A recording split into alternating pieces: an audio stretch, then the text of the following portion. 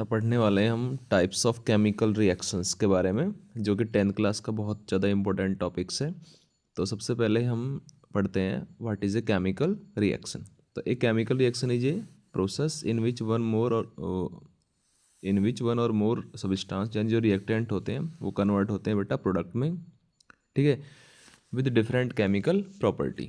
इसमें एटम का रीअरेंजमेंट होता है, यानी एक केमिकल रिएक्शन क्या होती है बेटा, जिसमें क्या है एटम रीअरेंज होते हैं रिएक्टेंट के एटम्स, और वो फिर क्या है प्रोडक्ट बनाते हैं। या फिर क्या बोलता है, एक केमिकल रिएक्शन वो होती है जिसमें कोई नया सब्सटेंस बनता है, राइट।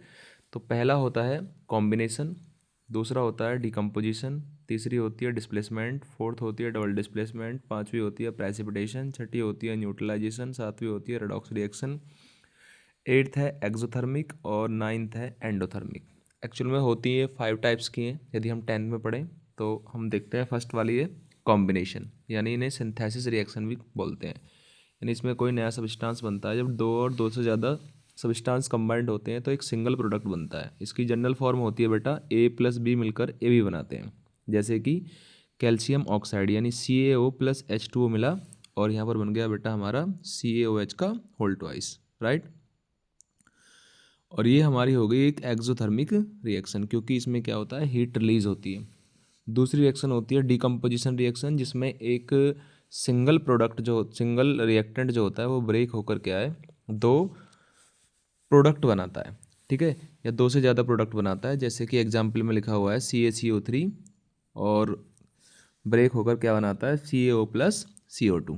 और यूजुअली रिक्वायर्ड हीट, इसमें हीट की ज़रूरत होती है, लाइट की ज़रूरत होती है और इलेक्ट्रिसिटी की ज़रूरत होती है। उसी के हिसाब से ये 3 प्रकार की होती हैं, थर्मल डिकम्पोजिशन, फोटो डिकम्पोजिशन और इलेक्ट्रोलाइटिक डिकम्पोजिशन, ठीक है।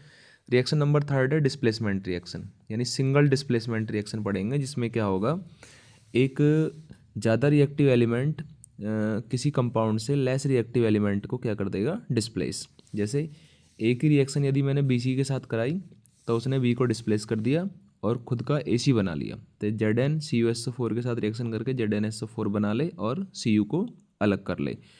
तो ये जो रिएक्शन होती है ये रिएक्टिविटी के बेस पर पढ़ी जाती है कि जो भी ज़्यादा रिएक्टिव होगा वो कम रिएक्टिव को उसके कंपाउंड से क्या कर देगा डिस्प्लेस कर देगा, राइट।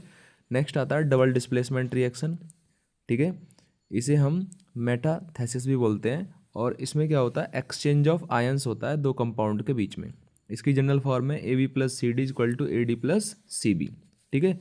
जैसे Na2SO4 में यदि हम BaCl2 ऐड करते हैं तो BaSO4 का वाइट प्रेसिपिटेट बनता है और 2NaCl बनता है, और यहाँ पर प्रेसिपिटेट बनता है, ठीक है, या कोई गैस रिलीज होती है या फिर क्या बनता है वाटर बनता है, राइट। अब है precipitation reaction, formation of insoluble solid, यानी प्रेसिपिटेट बनता है, ठीक है। फॉर्म 2 एक्वस सॉल्यूशंस, यदि दो एक्वस सॉल्यूशंस को ऐड करते हैं तो प्रेसिपिटेट बनता है। यानी डबल डिस्प्लेसमेंट रिएक्शन में क्या है प्रेसिपिटेट रिएक्शन भी कह सकते हैं हम उसको। जैसे एग्जांपल AgNO3 और NaCl को जब हम मिक्स करते हैं तो AgCl का वाइट प्रेसिपिटेट बनता है और उसमें NaNO3 बाई प्रोडक्ट बनता है। और ये कॉमन एनालिटिकल केमिस्ट्री है, यानी एनालिटिकल केमिस्ट्री मतलब है कि किसी एलिमेंट का डिटेक्शन करने में इसे हमारी क्या है हेल्प करती है ये रिएक्शन। अब आती है बेटा न्यूट्रलाइजेशन रिएक्शन।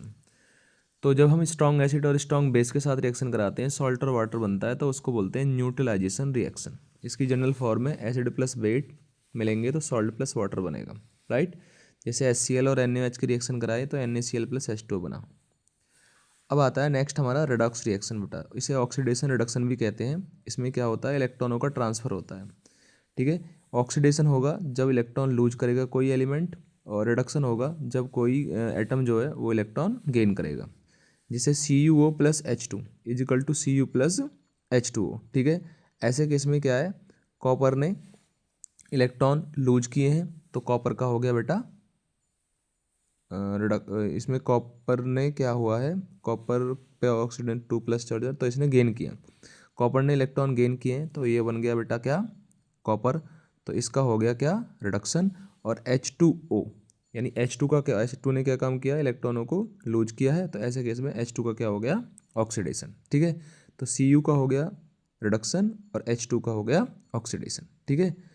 और हमेशा ध्यान रखना है ऑक्सीडेशन और रिडक्शन जो रिएक्शन होती है ना, ये हमेशा साथ साथ होती हैं। यदि एक एलिमेंट का ऑक्सीडेशन हो रहा है तो हमेशा दूसरे का क्या होगा बेटा, रिडक्शन। ठीक है। एक्सोथर्मिक रिएक्शन बेटा वो होती हैं जिनमें हीट रिलीज होती है। तो ऊपर वाली जो कॉम्बिनेशन रिएक्शन है उसमें क्योंकि हीट रिलीज हो रही है तो वो एक्सोथर्मिक का भी एग्जाम्पल है। एंडोथर्मिक वो होती हैं जिनमें हीट एब्जॉर्ब होती है, जैसे कि फोटोसिंथेसिस, या फिर जो डीकम्पोजिशन रिएक्शन होती हैं वो बेटा एंडोथर्मिक होती हैं। क्या होती हैं, एंडोथर्मिक। तो क्विक रिवीजन हो गया आपका विद इन 5 मिनट।